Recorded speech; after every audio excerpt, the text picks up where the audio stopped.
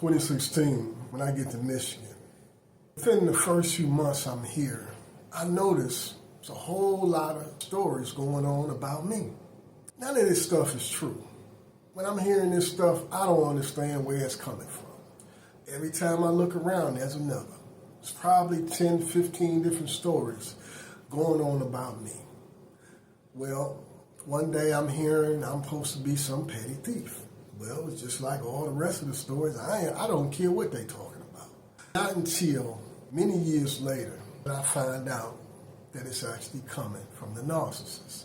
There was a story she was telling that I had stole her money she had for her car. Oh yeah, the end of 2017. I had been helping my narcissist sister look for a car. She wanted an old model Chrysler Pacifica. I tried to explain to her that it's not a good car you want to buy because they're known for engine problems, transmission problems, and electrical problems. She insisted on wanting this specific car. After 3 weeks of us looking, it called me one day to yet go look at another Chrysler Pacifica. We go out there, look at the car, and the engine is ticking. I explained to her again, every one that you find for sale, you're going to have a problem with it. It's nothing that you really want. I ran across so many deals, I ended up purchasing 5 cars myself. As I told you before, the narcissist, every single time anybody buys a car or a house, the narcissist always comes up with some type of lie to try to cut them down.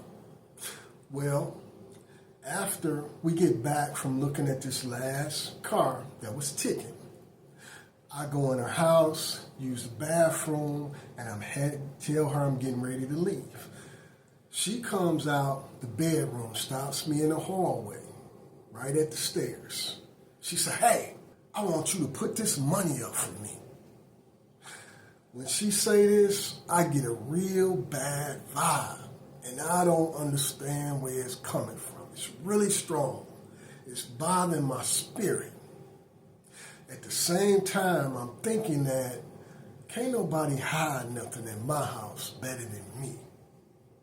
Why do you want me to hide this money for you? She say, "I don't want Stanley to find it." Well, of course, she has still been saying Stanley is a thief because of this negative vibe I'm feeling. It's overwhelming me. I say, look, I open up her attic door because we're standing right here. I say, look, see this? She had this old shoe rack. I said, what you can do is just take the money, stick it right up here behind these shoes. And if somebody's looking for something to steal, the last place they're going to look is in some dusty old shoe rack behind this door. Now, stick the money in there, I'll leave. Don't think anything else of it. A few days later, she called me. She said, "Hey, I can't find my money." Ain't nobody know that money was in there but me and you. And if you didn't move that money, it's in the same place. Go and double check again.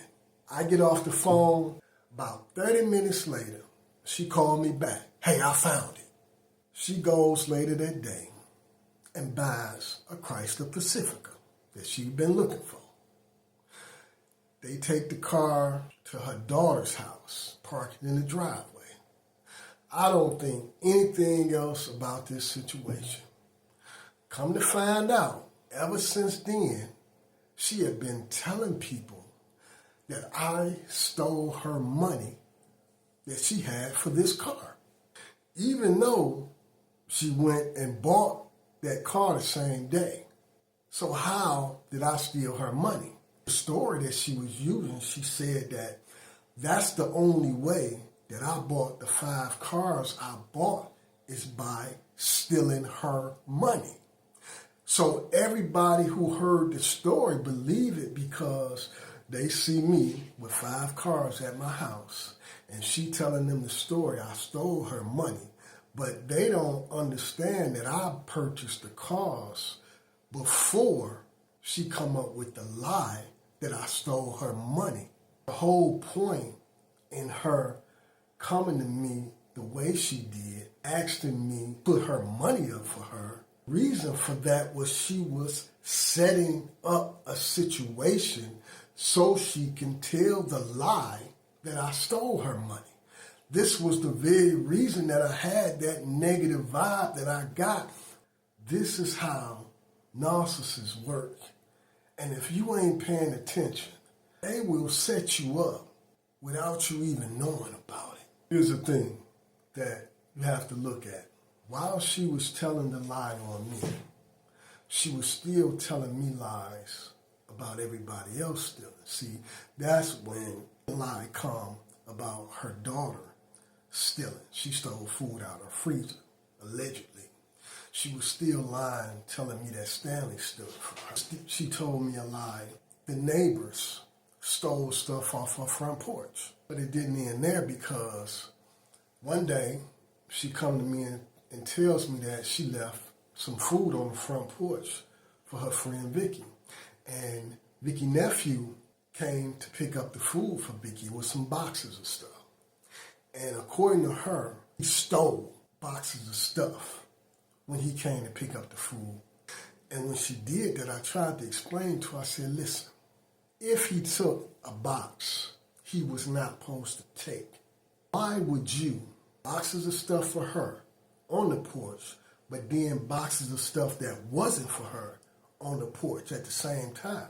But she was all upset, getting loud and angry and frustrated. In reality, this was all a game, because see, she knew exactly what she was doing. So somebody coming to get boxes off the porch, it's easy for them to grab something that they wasn't supposed to grab. But this is how she works. She creates the situations to be able to lie. It never ends. Everybody stealing from you. All at the same time, you got the neighbor stealing, D'Angelo stealing, her daughter stealing, Stanley stealing, and me. All at the same time? Come on, man. Who are you that all these people stealing from you? You understand? See, this thing of me stealing to go buy these 5 cars that I bought was the same thing it's always about. It is the envy, because I had 5 cars and she hadn't had one yet.